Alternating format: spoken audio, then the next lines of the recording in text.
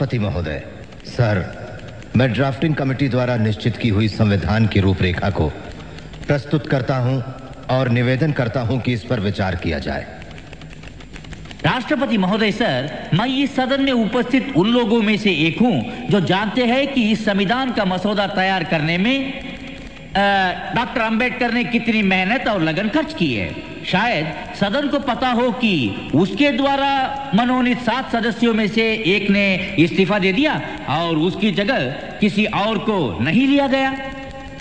एक सदस्य थे अमेरिका में, तो उनकी जगह भी खाली रही और एक और सदस्य अपने कुछ कामों में, राज्य के कामों में व्यस्त रहे, इसलिए उनकी जगह भी खाली रही।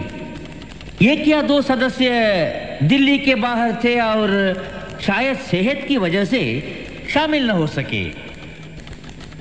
इसलिए आखिर में हुआ यूं कि मसौदा तैयार करने का सारा भार आ पड़ा डॉक्टर अंबेडकर पर, और मुझे कोई शक नहीं कि हम सब उनके अनुग्रहित हैं।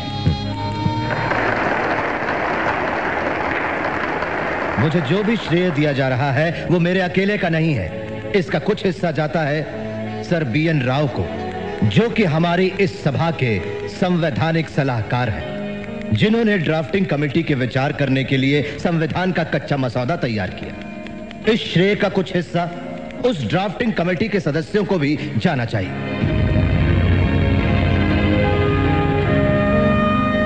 मैं यहां पर संविधान की अच्छाइयां गिनाने नहीं जाऊंगा, क्योंकि मुझे लगता है कि संविधान कितना भी अच्छा क्यों ना हो, वो अंततः बुरा साबित होगा अगर उसे इस्तेमाल में लाने वाले लोग बुरे होंगे, और संविधान कितना भी बुरा क्यों ना हो, वो अंततः अच्छा साबित होगा अगर उसे इस्तेमाल में लाने वाले लोग अच्छे होंगे। इसलिए जनता और उसके राजनीतिक दलों की भूमिका को संदर्भ में लाए बिना संविधान पर कोई भी निर्णय देना या कोई भी टिप्पणी करना मेरे विचार में व्यर्थ होगा।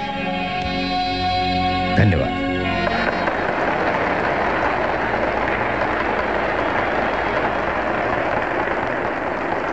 यहां आसन पर बैठे हुए और प्रतिदिन की कार्रवाई को देखते हुए मुझे यह प्रतीत हुआ, जो शायद किसी और को ना हुआ हो, कि कितने उत्साह और लगन के साथ संविधान समिति के सदस्यों ने और खास तौर से उनके चेयरमैन डॉक्टर अंबेडकर ने अपनी खराब सेहत के बावजूद ये काम पूरा किया। कांग्रेस के अंदर और बाहर के तमाम गुटों के कड़े विरोध के बावजूद नेहरू उस विवादास्पद हिंदू कोड बिल को पास करने के पूरी तरह पक्ष में हैं, जिसे डॉक्टर अंबेडकर ने पेश किया था और जिसका लक्ष्य महिलाओं की स्थिति सुधारना है।